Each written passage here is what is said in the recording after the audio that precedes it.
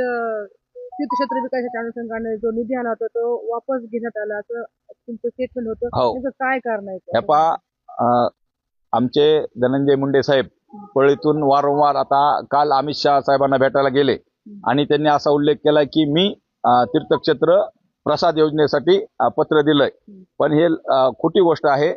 परळी शहरामध्ये जे 373 कोटी तीर्थक्षेत्र विकासाला निधी आलेला होता त्याच्यावर त्यांच्याच पक्षाच्या तालुका अध्यक्षानं ऑब्जेक्शन घेतलं होतं आणि बोगस काम झाले आणि परळीतल्या विविध संघटनेनं सुद्धा आणि माजी नगरसेवकांनी सुद्धा ऑब्जेक्शन घेतलं होतं. परळीमध्ये बोगस काम चालू आहेत आणि तीर्थक्षेत्र विकासाचेच काम बोगस चालू आहेत.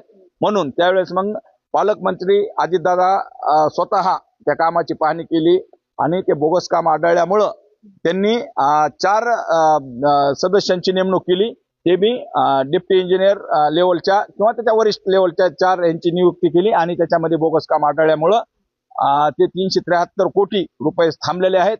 त्याच्यासाठी त्यांची धडपड चालू आहे. मुख्यमंत्र्याकडे सुद्धा धनंजय मुंडे साहेब गेले होते, अजितदादाकडे गेले होते. तुम्ही आता कालच्या ह्याच्यामध्ये पाहिलं असेल जे की नागपूरला गेल्या अधिवेशनामध्ये त्यावेळेस त्यांची पर्सनल भेट झाली, पण भेट दुसरी कशाची नसून हे परळीच्या जे तीर्थक्षेत्राचा निधी अडकलेला आहे बोगस कामामुळं त्याच्यासाठीच भेट होती. आणि आता बी अमित शहाकडे गेले होते तर त्यांची भेट हीच होती की कारण ह्या पैशाचं परत पैसे वापस परळीला यावं आणि परत भ्रष्टाचार होण्यासाठी यांची धडपड चालू आहे.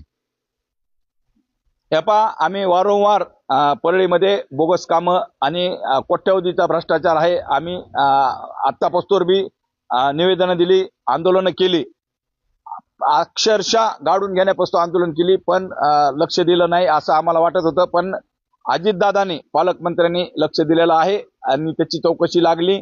आणि आता आमची सुद्धा पुढची भूमिका आहे की जे अर्धवट कामाच्या जे बिल्डिंग आहेत, अर्धवट विकास कामाचे जे मोठमोठाले प्रकल्प आहेत याची सुद्धा आम्ही चौकशी करण्यासाठी आम्ही लेखी प्रत्यक्षात अजितदादाला जाऊन भेट देणार आहोत. आणि नाही झालं तर आम्ही आंदोलनाच्या पवित्रात आहोत. आणि जर परळीकरांनी आम्हाला सत्तेवर बसविलं तर सगळ्यात आधी भ्रष्टाचार झालेल्या गोष्टी आम्ही काढून आणि पुन्हा परळीत विकास कामासाठी सातत्यानं प्रयत्न करणार आहोत. जर ह्यांनी मागल्या कामाची चौकशी वगैरे नाही केली तर आम्ही आंदोलन करणार आहोत.